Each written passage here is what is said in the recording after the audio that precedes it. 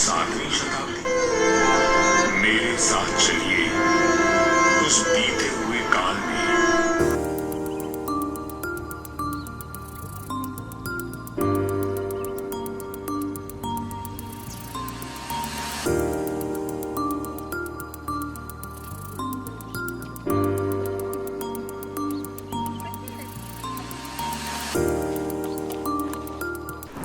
আমাদের রাজস্থান ভ্রমণে আপনাদের সকলকে স্বাগত। আমরা রওনা দিলাম কলকাতা থেকে যোধপুরের উদ্দেশ্যে ভায়া দিল্লি। ভ্রমণ শুরু করব যোধপুর থেকে। যোধপুর থেকে 13 দিন ধরে ঘুরে বেড়াবো রাজস্থানের বিভিন্ন প্রান্তে। তারই তথ্যচিত্র তুলে ধরব তাদের সামনে। আজ তার প্রথম পর্ব। আমরা দিল্লি এসে পৌঁছলাম। আমাদের দিল্লির থেকে যোধপুরের জন্য প্লেন বদল করতে হবে। কলকাতার থেকে যেহেতু কোনো ডাইরেক্ট ফ্লাইট যোধপুরের নেই, তাই আমরা দিল্লির থেকে যোধপুরের প্লেন ধরব। দিল্লি এয়ারপোর্টে ডোমেস্টিক ট্রান্সফারে আমরা এখন কলকাতা ফ্লাইট থেকে যোধপুর ফ্লাইট ধরার জন্য যাচ্ছি। আমাদের ফ্লাইট গেট নাম্বার 34।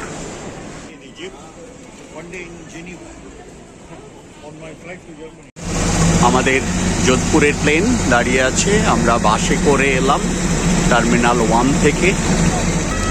মেঘলা, একটু ঠান্ডা ওয়েদার। ঠিক 9টার সময় আমাদের প্লেন ছাড়লো যোধপুরের উদ্দেশ্যে। সময় লাগবে 1.5 ঘন্টা।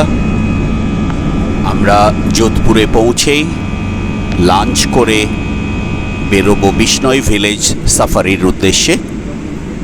আর সন্ধেবেলায় দেখে নেব মান্ডোর গার্ডেন। যোধপুর এসে পৌঁছলাম। যোধপুর খুব ছোট্ট শহর। এয়ারপোর্ট একদম শহরের লাগোয়া, ছোট্ট এয়ারপোর্ট। এয়ারপোর্ট থেকে রওনা দিলাম হোটেলের উদ্দেশ্যে। মাত্র 5 কিলোমিটার ডিস্টেন্স। আমরা লাঞ্চের পর বেরোলাম বিষ্ণই ভিলেজ সাফারির উদ্দেশ্য ব্ল্যাকবাক দেখা। এই বিষ্ণই ভিলেজেই 1998-এ সলমন খান ব্ল্যাকবাক শিকার করে জেলে গেছিলেন। তার জন্য বিষ্ণই ভিলেজ এখন আরও অনেক পপুলার হয়েছে। বিষ্ণই যোধপুর থেকে 30 কিলোমিটার মতো ডিস্টেন্স। সময় লাগবে 30 থেকে 35 মিনিট। ভীষণ ভালো রাস্তা। আর বিষ্ণই ভিলেজের বৈশিষ্ট্য হলো রাস্তার দুদিকে অজস্র খেজড়ি গাছ। এই খেজড়ি বিষ্ণই ট্রাইবদের আরাধ্য দেবতা। কারণ বিষ্ণই ট্রাইবরা মনে করেন যে এই খেজড়ি গাছের তলায় তাদের আরাধ্য দেবতা জাম্বেশ্বর ভগবান, যিনি বিষ্ণুর অবতার, জন্মগ্রহণ করেছিলেন। এবং এই জাম্বেশ্বর ভগবান তিনি ব্ল্যাকবাকের দুধ খেয়ে মানুষ হয়েছিলেন। তাই এই বিষ্ণই ট্রাইবরা ব্ল্যাকবাক এবং খেজড়ি গাছকে দেবতা রূপে পালন করে। এটা একটা মন্দির। এখানে 320 জন মহিলা এই খেজড়ি গাছকে প্রোটেক্ট করার জন্য নিজেদের আত্মবলিদান দিয়েছিলেন। তাদের স্মৃতিতে এই মন্দির তৈরি। এই এলাকায় প্রচুর খেজড়ি গাছ দেখা যাচ্ছে। আমরা ওমপ্রকাশজির সাথে চলেছি বিষ্ণই ভিলেজ। এখন আমরা পুরোপুরি বিষ্ণই ভিলেজের ভেতর দিয়ে যাচ্ছি। আমাদেরকে ওমপ্রকাশজি নিয়ে যাচ্ছেন একটা তালাও, একটা লেকের কাছাকাছি। সেখানে হয়তো আমরা চিঙ্কারা দেখতে পেতে পারি। জল খেতে আসে উনি বললেন। ওখানে অনেক রকম ছোটখাটো পাখিও আসে। তো আমরা দুটো গাড়িতে করে চলেছি। এই পেছনে বাবান, মর্ষিতা আর রাজশ্রী, আর আমাদের সামনে আরেকটা গাড়ি। আমাদের এবারের টিমে মোট 15 জন। আজকে আমরা 8 জন এসে পৌঁছেছি, বাকিরা আগামীকাল আমাদের সাথে জয়েন করবে। আমরা 8 জন মিলেই চলেছি বিষ্ণই ভিলেজ সাফারিতে। এই বিষ্ণই ভিলেজ সাফারি সম্পর্কে একটা কথা জানিয়ে রাখা দরকার। গুগলে সার্চ করলে আপনি বিষ্ণই ভিলেজ সাফারির জন্য অনেক ট্রাভেল এজেন্টের কন্ট্যাক্ট নাম্বার পাবেন। তারা বিভিন্ন রকম রেট নেয়, 800 থেকে 2000 টাকা পর্যন্ত রেট চার্জ করে, যেটার আমার মনে হয় কোনো প্রয়োজন নেই। কারণ আপনি যদি যোধপুর থেকে কোনো গাড়ি নিয়ে বিষ্ণই যান, তাহলে সেই গাড়িতেই আপনি বিষ্ণই ভিলেজ ঘুরে আসতে পারবেন, তার জন্য এক্সট্রা পেমেন্টের কোনো প্রয়োজন হবে না। আর এখানে সাফারি বলতে আমরা যেমন বুঝি সেরকম কোনো সাফারি নেই, যেখানে গাড়ি করে ঘুরতে হবে। রাস্তায় যেতে যেতেই আপনি ব্ল্যাক বাঘ দেখতে পাবেন, যদি আপনার লাকে থাকে। তা আমাদেরকে ওম প্রকাশজি নিয়ে এলেন গুড়া লেকে। এই গুড়া লেকে ব্ল্যাক বাঘ অনেক সময় জল খেতে আসে, সেখানে একটা দেখার চান্স থাকে সেই জন্য। তবে ব্ল্যাক বাঘ দেখতে না পেলেও এখানে প্রচুর ছোট বড় পাখি রয়েছে। গুড়া লেকের পাশে ফরেস্ট ডিপার্টমেন্টের একটা রেস্ট হাউস কাম রেস্টুরেন্ট রয়েছে। এখানে এন্ট্রি টিকিটও রয়েছে, পার হেড 20 টাকা। কেউ এলে বিশ্রাম করতে পারেন, আবার টুকটাক চাও খেয়ে নিতে পারেন এখানে। खेजड़ी খেজড়ি কা পেड़ है। खेजड़ी का पेड़ है यहाँ से 6 किलोमीटर दूर गांव है खेजड़ी। वहाँ पे लोग शहीद हुए थे पेड़ों के ऊपर। पेड़ ऐसे पकड़ के खड़े थे, 363 आदमी कट गए थे बिश्नोई समाज। খেজড়ি গাছ রক্ষা করার জন্য বিষ্ণই মহিলাদের আত্মবলিদানের গল্প আমাদেরকে ওমপ্রকাশজি রাস্তাতেই শুনিয়েছেন। রাজার সেনাবাহিনীর হাত থেকে খেজড়ি গাছকে রক্ষা করতে তারা আত্মবলিদান দিয়েছিলেন। সেই মন্দিরও আমরা দেখে এসেছি রাস্তায়। হোলির সময় বিষ্ণই সমাজ এই খেজড়ি গাছকে দেবতারূপে পুজো করেন। গুড়া লেকে আমরা ব্ল্যাক বাঘ দেখতে না পেলেও বেশ কিছু ময়ূর আর প্রচুর পাখি দেখে আমরা রওনা দিলাম কাঁকানি ভিলেজের দিকে। এই কাঁকানি সেই বিখ্যাত গ্রাম যেখানে সলমন খান ব্ল্যাক বাঘ শিকার করেছিলেন। রাস্তার দুদিকে খেজড়ি গাছের জঙ্গল, তারই মাঝে ঘুরে বেড়ায় ব্ল্যাক বাঘ। আমরাও সেরকম একদল ব্ল্যাক বাঘের সাক্ষাৎ পেলাম, একদম রাস্তার খুব কাছেই।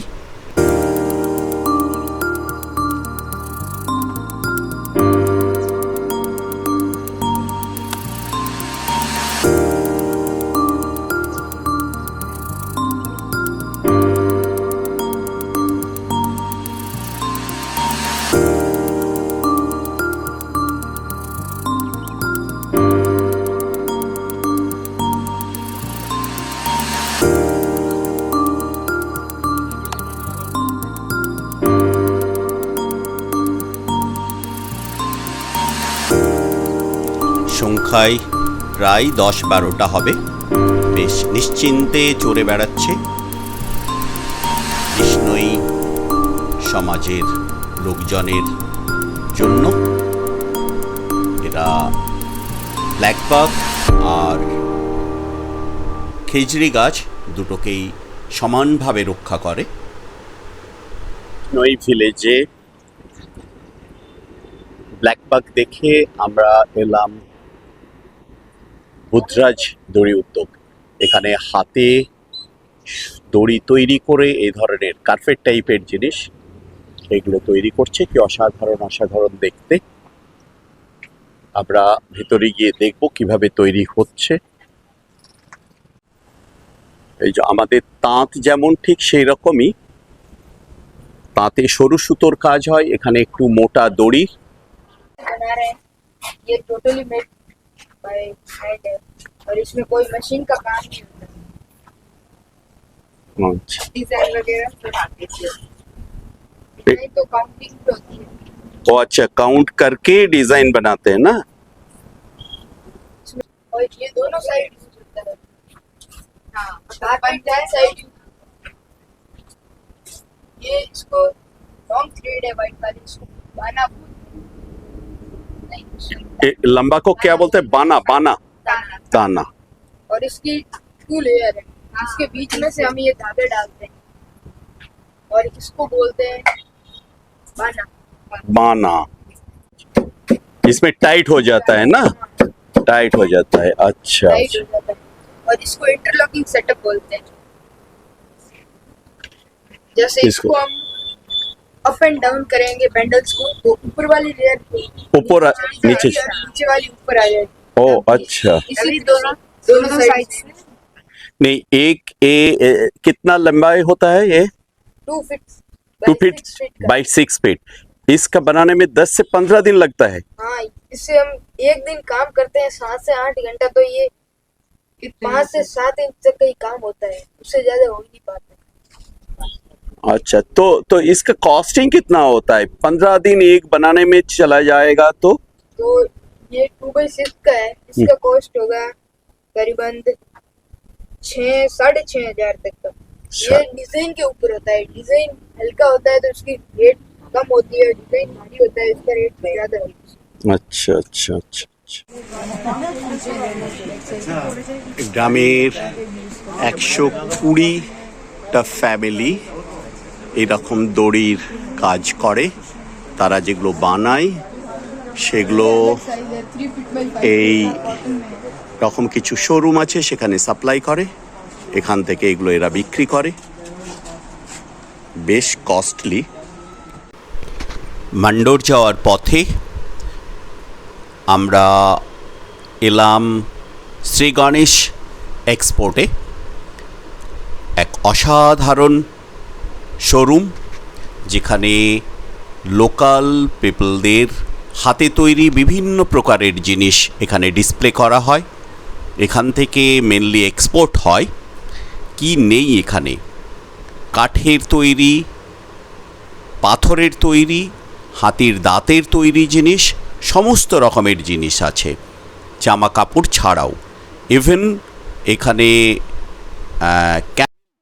উটের লোম দিয়ে তৈরি জিনিসপত্রও পাওয়া যায়। বিশাল বিশাল গোডাউন যেখানে এরকম থরে থরে জিনিস সাজানো আছে, প্রত্যেকটাই অসাধারণ দেখতে, আর দামও বেশ ভালো, বেশ কস্টলি। তবে মেনলি এগুলো গ্রাম থেকে তৈরি হয়ে এলেও ফাইনাল শেপ দেওয়া হয় এখানেই, সেই ওয়ার্কশপ আছে এদের, সেখান থেকে ফিনিশ হওয়ার পর এগুলো এক্সপোর্ট করে। এই হলো ওয়ার্কশপ যেখানে র প্রোডাক্টকে ফাইনাল শেপ দেওয়া হয় সমস্ত কিছুরই, আর ফাইনাল শেপ দেওয়ার পর এই যে পেটিতে প্যাক করা রয়েছে এগুলো সব এক্সপোর্টের জন্য, ম্যাক্সিমামই এক্সপোর্ট আইটেম। এগুলো সব উটের লোম দিয়ে তৈরি, ক্যামেল উল। इसका प्राइस 3000। किससे कैसे किससे बनता है?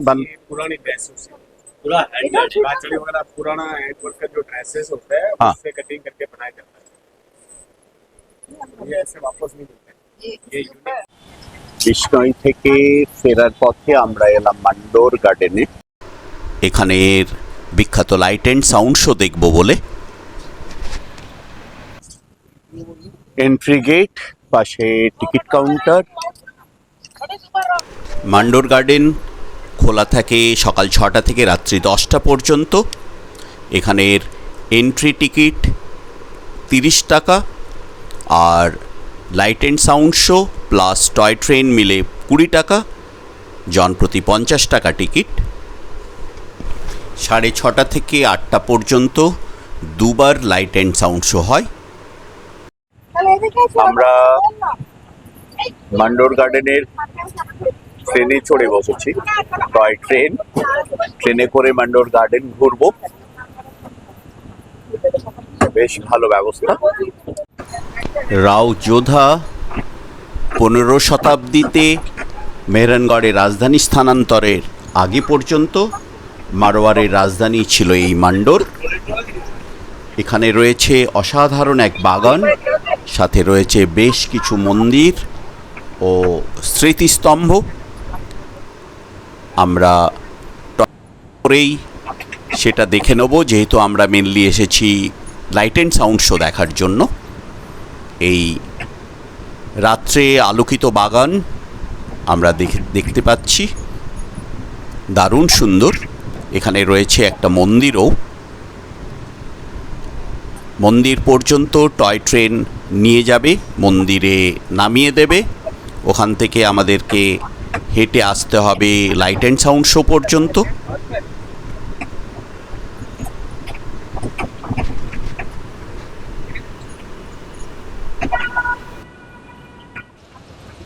এই ট্রেনে করে আমরা এলাম। এই ট্রেন আমাদের নামিয়ে দিয়ে চলে যাবে, আবার পরের ট্রেন এসে আমাদেরকে নিয়ে যাবে।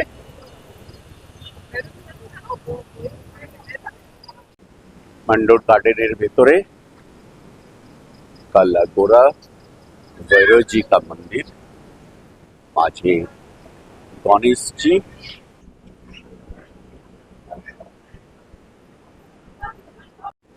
গণেশজির রাইট সাইডে কালা ভৈরবজি, লেফট সাইডে গোরা ভৈরবজি। ভৈরবজি টেম্পল দেখেই আমরা চলে এসেছিলাম লাইট অ্যান্ড সাউন্ড শো দেখতে। এখানে লাইট অ্যান্ড সাউন্ড শোর মাধ্যমে মারওয়ার সাম্রাজ্যের ইতিহাস ব্যাখ্যা করা হয়। অসাধারণ এক light and sound show.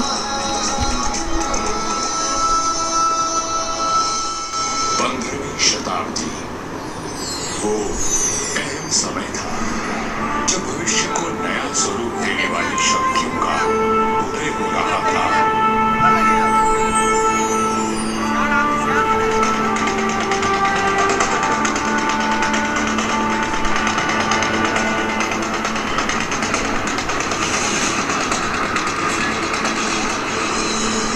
Lodhi राजवंश ने दिल्ली की गद्दी संभाली। मध्य एशिया में बाबर का जन्म हुआ और राठौड़ कुल गौरव राव जोधाजी ने मेहरानगढ़ दुर्ग की नींव डालकर जोधपुर नगर की स्थापना की। 1459 ईस्वी में बना मेहरानगढ़ उत्तर भारत की राजनीतिक सरगर्मियों का साक्षी भी रहा और केंद्र भी। जोधपुर के आकाश में राठौर राजवंश का तेजवान सूर्य दबका, जिसका उदय मंडोर में हुआ था। मेहरानगढ़ की उत्तर पश्चिम दिशा में करीब 9 किलोमीटर का फासला तय करेंगे तो मैं अपने बचे हुए अवशेषों के साथ आपका स्वागत करूंगा। मैं किला हूं मंडोर का। मैं इतना प्राचीन हूं कि मुझे किसने बनवाया, कब बनवाया, ये किसी को भी याद नहीं। मंडोर की भूमि से आज भी अतीत के सिक्के, मंदिर के अवशेष, तोरण द्वार, स्तंभ और उत्कृष्ट मूर्तियां प्राप्त होती रहती हैं। मंडोर संग्रहालय में प्राचीन भारत के सभी प्रतीकों को सहेज कर रखा गया है, ठीक वैसे ही जैसे मैंने अपने जीर्ण अवशेषों में अनेकों गाथाएं संभाल रखी हैं। अरावली की पहाड़ियों से घिरा मंडोर नगर मांडव्य ऋषि की तपोभूमि था और इसका प्राचीन नाम मांडव्यपुर था। महाभारत काल में यहाँ नागवंशियों ने राज किया और फिर गुप्त वंश ने इसे अपने बाहुबल से जीता। चौथी व छठी शताब्दी में हुनों का आगमन हुआ तथा परमारों ने इनके वैभव को बढ़ाया। मारवाड़ का विस्तार सबसे अधिक परमारों की समयावधि में हुआ और उस समय मारवाड़ को नवकोटि मारवाड़ भी कहा जाता था। तो 7वीं शताब्दी में प्रतिहारों ने यहाँ अपना साम्राज्य स्थापित किया।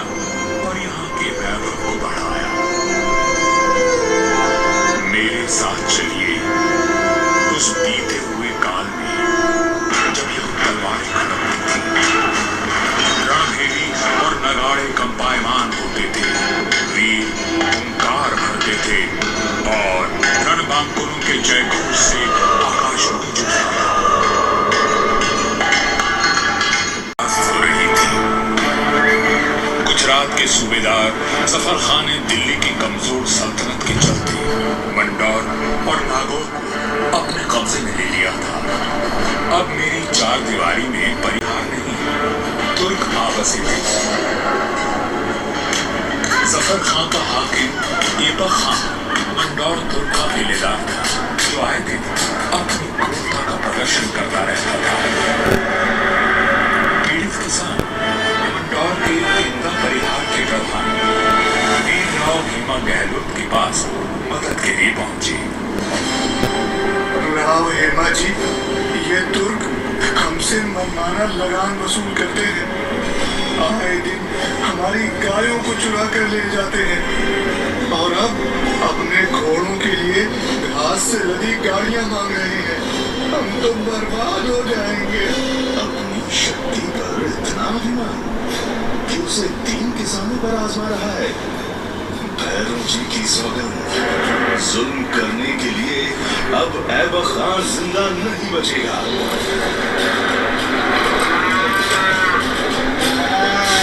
शक्तिशाली शत्रु से लड़ने के लिए बल और बुद्धि से वार करने की योजना बनाई गई। घास की कई 100 गाड़ियां तैयार की गई और हर गाड़ी में हथियार लिए योद्धा चुप कर बैठ गए। गाड़ियां जैसे ही किले के भीतर पहुंची, क्षत्रियों ने नारा लगाया,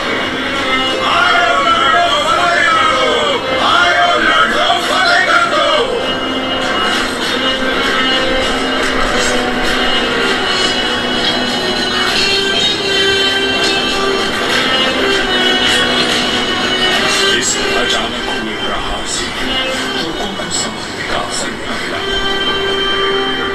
वीर हेमा गहलोत, समर शूर राव चुंडा राठौड़ और मारवाड़ के वीरों की प्रतापी तलवारें लहराई तो शत्रुओं के सिरों के ढेर हो गए।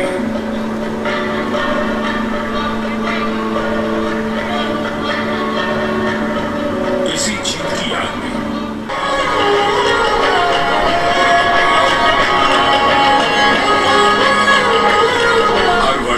होली के दूसरे दिन निर्भीक, साहसी हेमा गहलोत और सभी वीरों को याद किया जाता है और बाबा भैरवनाथ जी की पूजा की जाती है, जिनके आशीर्वाद से वीर विजय हुए थे। मंडौर विजय के बाद भी इंदा परिहार का मन अशांत था, क्योंकि ये नगर शत्रुओं से घिरा हुआ था। तब उन्होंने शक्तिशाली राठौर वंश को राज सौंपने का निश्चय किया। इंदा के मुखिया राय धवल ने अपनी पुत्री का विवाह राव चुंडा से करवाया और दहेज में मंडौर का दुर्ग दे दिया गया। राव हेमा गहलोत ने राव चुंडा का राज तिलक किया और भादों में मंगल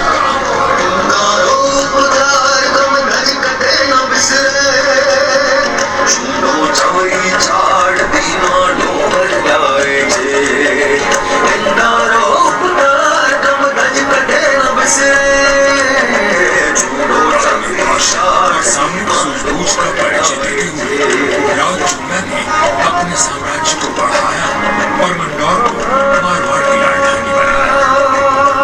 1423 में नागौर के युद्ध में राव चुंडा वीर गति को प्राप्त हुए और उनके पुत्र कान्हा के बाद राजदंड राव रणबल ने संभाला।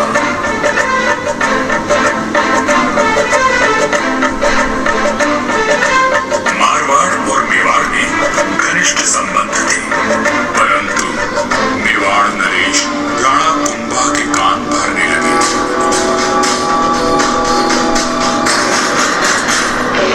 मुझे राव रणबल की नीयत ठीक नहीं लगती राणा। वो आपका मारवाड़ नरेश राव गांगा राठौर जी ने कहा था, नाम तो भीतरा या भीतरा सूरव है। युगों तक मनुष्य की ख्याति या तो साहित्य सृजन से राज हड़पना चाहता है, सिर्फ एक पक्ष को देखते हैं, दूसरे पक्ष से तो उनका कोई मोह नहीं। एक मधुर संबंध में संशय और अविश्वास का विष खोल दिया गया था। 1438 ईस्वी में राव रणमल अपने पुत्र जोधा के साथ चित्तौड़ के दुर्ग में था। रणमल को किसी षड्यंत्र का आभास हुआ और उसने बेटे जोधा को किले से बाहर भेज दिया। पिता की आज्ञा मान जोधा चित्तौड़गढ़ की तलहटी में पहुंचा। तभी एक डोम ने जोधा का ध्यान खींचा, जो एक दोहा गा रहा था।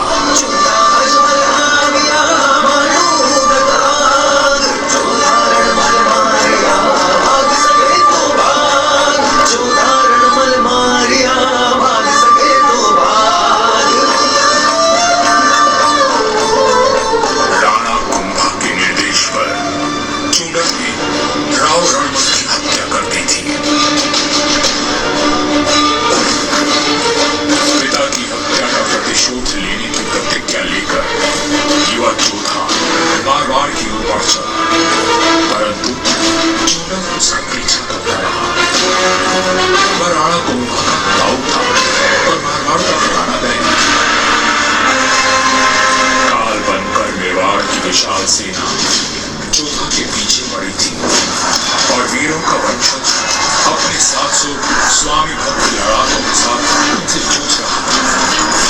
विपत्ति के हर बवंडे को साथ कर जब जोधा मंडोर पहुंचा तो उसके पास केवल 7 सैनिक बचे थे, पर चूंडा यहाँ भी आ पहुंचा।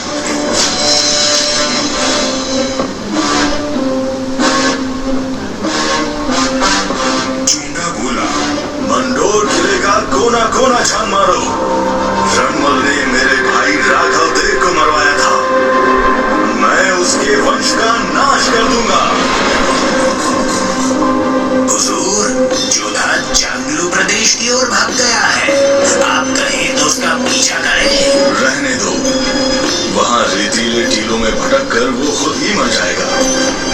तुम राणा कुंभा के पास संदेश भिजवाओ, मंडोर पर अब हमारा राज है। पिता की निर्मम हत्या की पीड़ा और राज को देने का अपमान लिए जोधा भटक रहा था। हरों शत्रु घात लगाए बैठे थे, पर जुझारू जोधा ने आस और विश्वास नहीं खोया। 15 वर्षों तक संघर्ष और अथक प्रयास करने के बाद जोधा ने दुर्भाग्य को जीत लिया। चूंडा की मृत्यु हो चुकी थी और मंडोर को राज जोधा ने फिर से जीत लिया था। समय बदल रहा था और देश पर विदेशी आक्रमणकारियों का संकट घिर आया था। ऐसे में एक दूसरे से लड़ने के बजाय मारवाड़ और मेवाड़ ने संधि कर ली।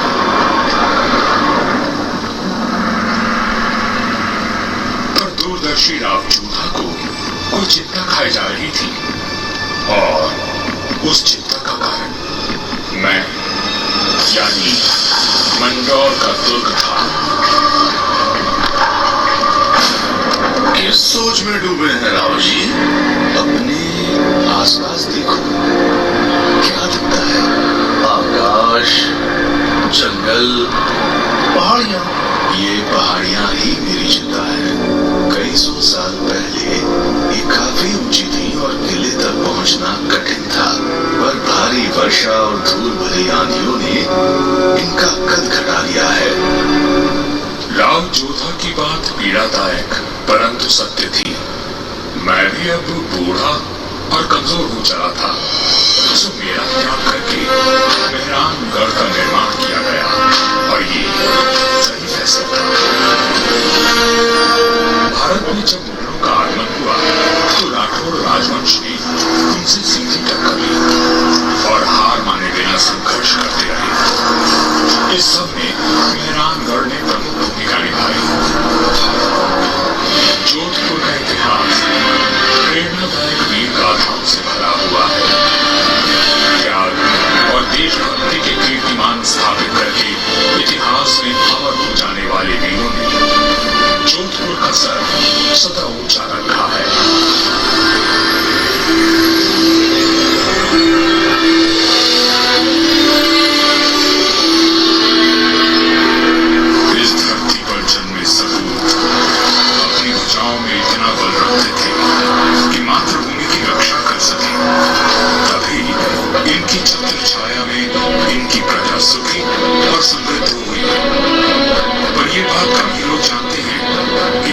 की सीनों में कोमल भावनाओं का भी वास था। राजधर्म का पालन करने वाले तलवार के धनी इन रणधीरों के मन में नवसृजन और कला के प्रति प्रेम भी बसता था, जिसका प्रमाण आज भी उपस्थित है और इस धरती का सौंदर्य बढ़ाता है। महाराजा अजीत सिंह जी को उनकी सृजनात्मक ऊर्जा और निर्माणों के लिए याद किया जाता है। उन्होंने देवी देवताओं के साथ अजीत पुल, मैट पुल और एक खंबा महल बनवाया एवं भेरू बावड़ी और भेरू मंदिर का जीर्णोद्धार करवाया। उन्होंने अपने पिता महाराजा जसवंत सिंह जी के भव्य देवल का निर्माण भी करवाया, जिसके विशाल स्तंभों एवं गर्भगृह का अलंकरण दर्शनीय है। सभा मंडल का दृश्य पौराणिक आख्यानों का स्पष्ट दर्शन देता है। प्रस्तरों पर उत्कीर्ण भाव भंगिमाएं शिल्पकला का श्रेष्ठ उदाहरण है। महाराजा जसवंत सिंह जी द्वितीय ने मंडौर को दर्शनीय बनाने पर विशेष ध्यान दिया। उन्होंने मंडौर बाग में 100 से अधिक प्रजाति के वृक्ष लगवाए, जो उद्यान की अहमियत को और अधिक सुंदरता प्रदान करते हैं।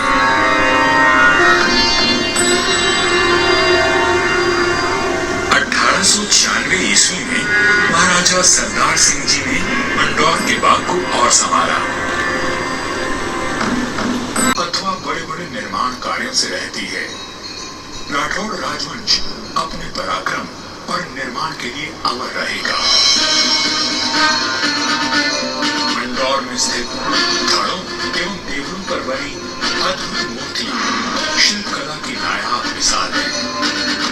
मारवाड़ के सर्वाधिक शक्तिशाली नरेश राव मालदेव जी से लेकर महाराजा अजीत सिंह जी के देवल आज भी सुंदर नक्काशी एवं बेजोड़ वास्तुकला की छाप छोड़ते हैं। राजस्थान के समस्त देवलों में न केवल भव्यतम है, बल्कि अपनी कलात्मकता को सहेजे तत्कालीन शिल्पकला का विलक्षण उदाहरण है। 4 भव्य द्वारों एवं 4 सभा मंडपों से सज्जित यह देवल शैव धर्म की महत्ता को दर्शाता है। आजादी के पश्चात यहाँ कई विकास कार्य करवाए गए और 1968 में यहाँ के महलों में संग्रहालय की स्थापना की गई। यहाँ जन्मे वीर और स्वामी भक्तों की मिसाल युगों तक कायम रहेगी। जब वीरपुरी और नागपंचमी को यहाँ विशाल जनसमूह उमड़ता है, तो आज भी हमारे आत्मीय संबंध जीवंत हो उठते हैं। उनकी आंखों में उमड़े प्रेम और श्रद्धा को देखकर मन भाव विभोर उठता है। सदियों के संबंध आज भी अटूट है। मुझे तो समय की आंधी ने नष्ट कर दी, पर मंडौर के देवल, मंदिर, छतरियों और बाग को संभाल कर रखना इस पीढ़ी का कर्तव्य है।